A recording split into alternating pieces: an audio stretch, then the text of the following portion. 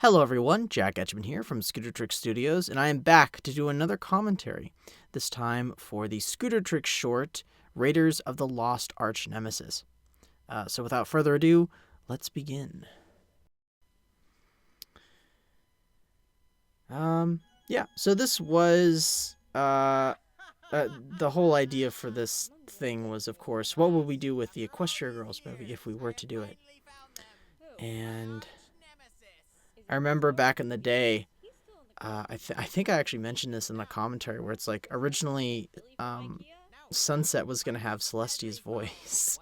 And then the whole gag where Nightmare Moon gets her mind melted would be in the Equestria Girls movie.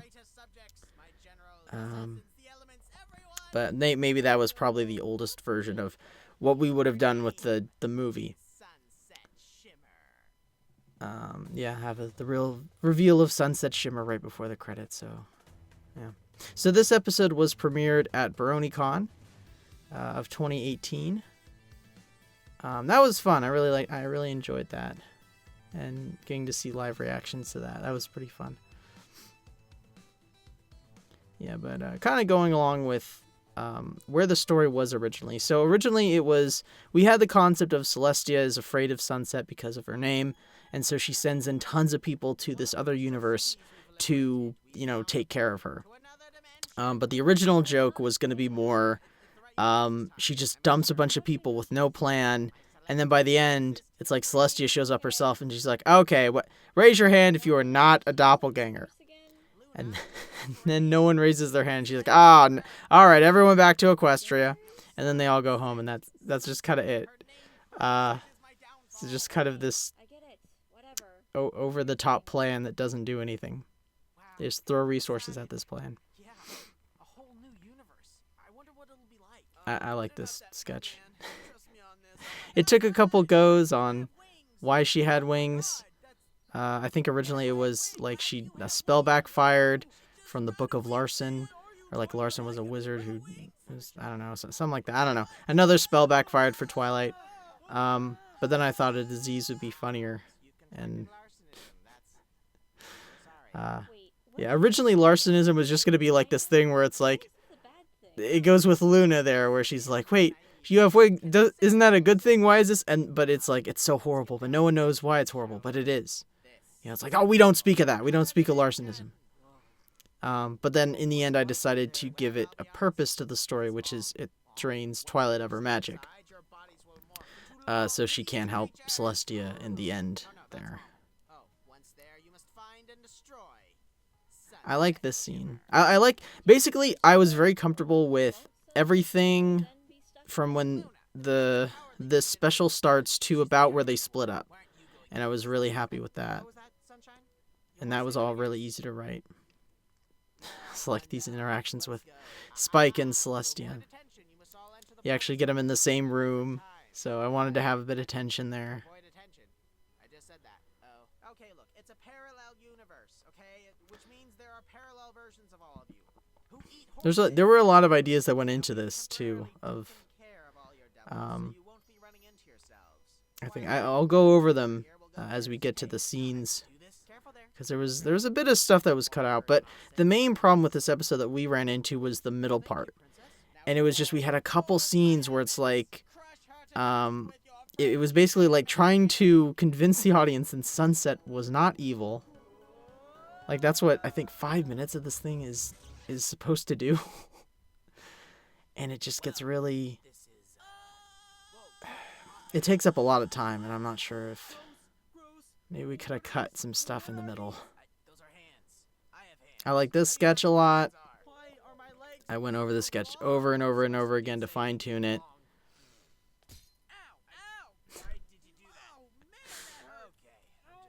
And then he just opened.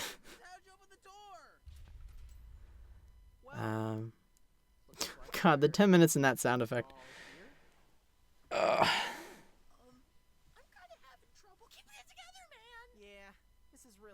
it was tricky finding different scenes where they're all talking in it too. I was like, Applejack doesn't really speak here.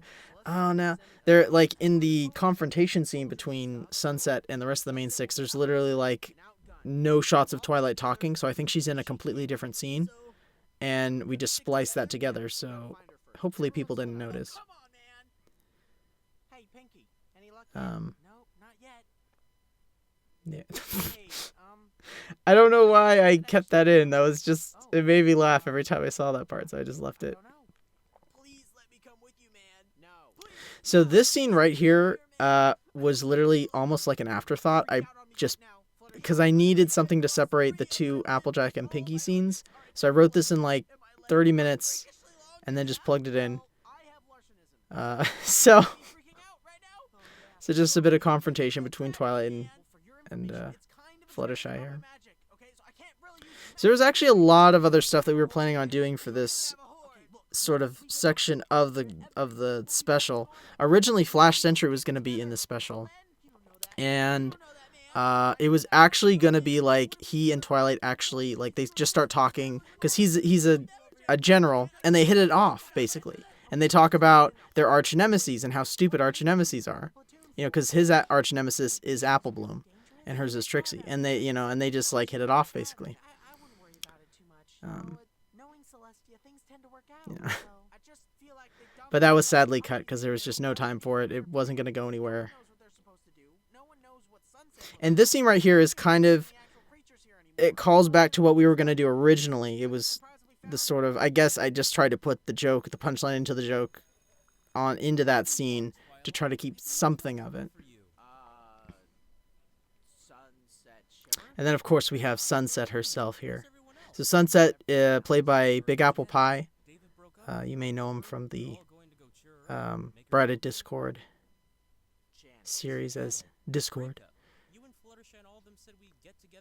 And yeah, I thought he had he had that good combination of the friendly sort of side of Sunset, where she's trying to manipulate him and say it's like, oh no, I'm on your side, and then also have this sort of evil, overdramatic kind of villainy type feel. So he nailed the laugh and everything. So he did a great job with Sunset.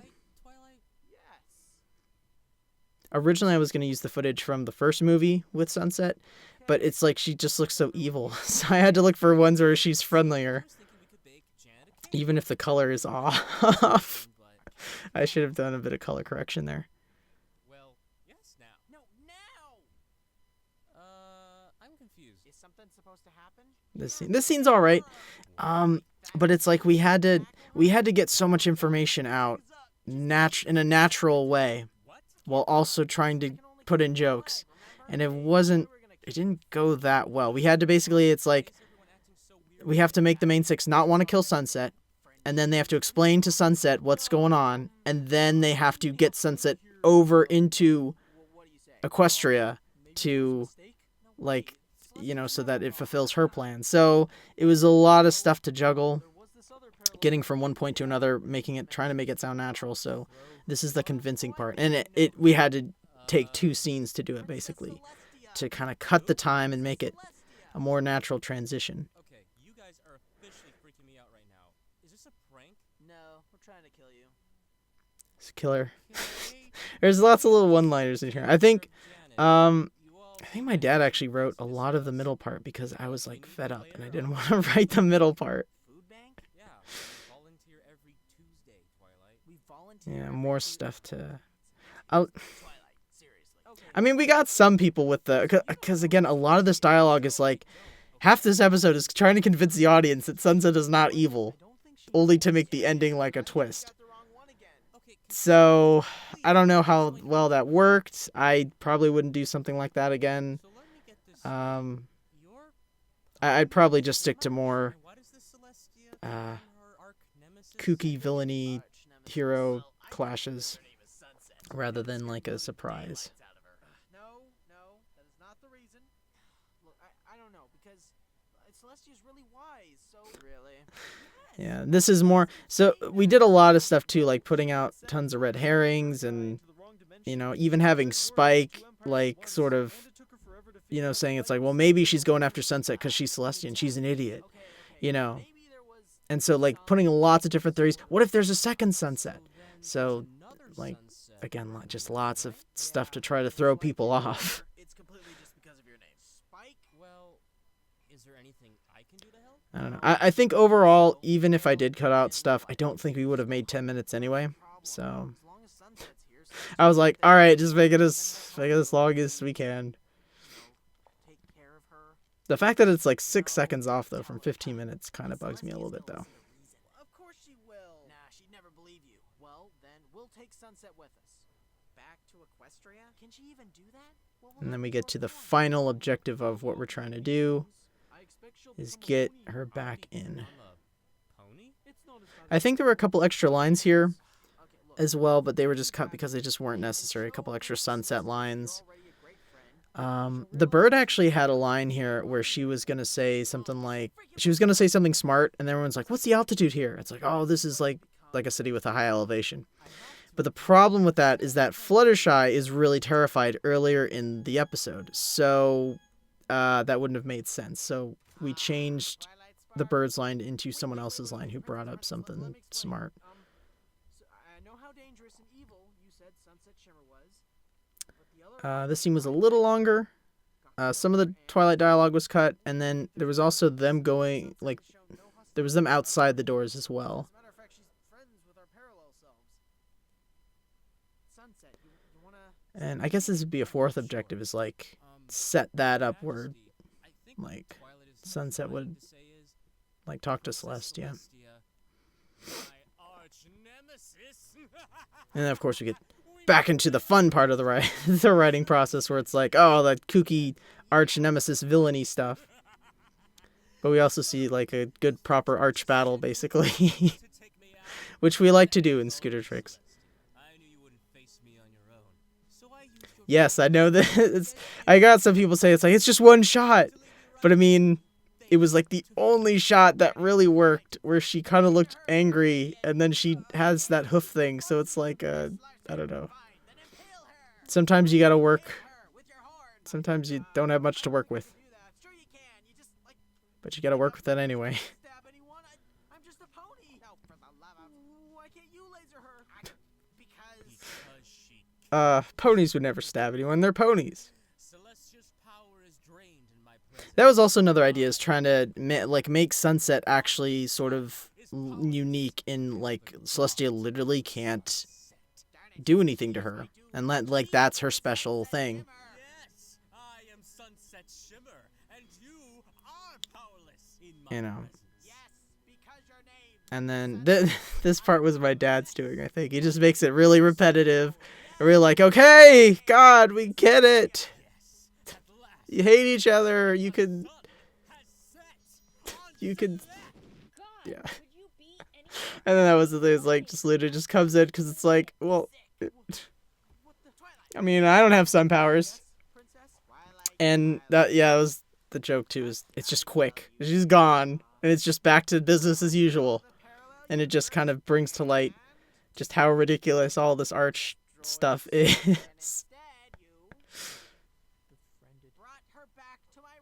Also, we also focus more on Luna's character a bit in this episode too, because, you know, she's not as gullible as she was when she first made her debut, and she's just kind of like, okay, fine, yeah, Celestia says so, okay, all right. I think the downside of that is that this episode in the canon comes before episodes that had come out, and Luna still showed some of her naivete,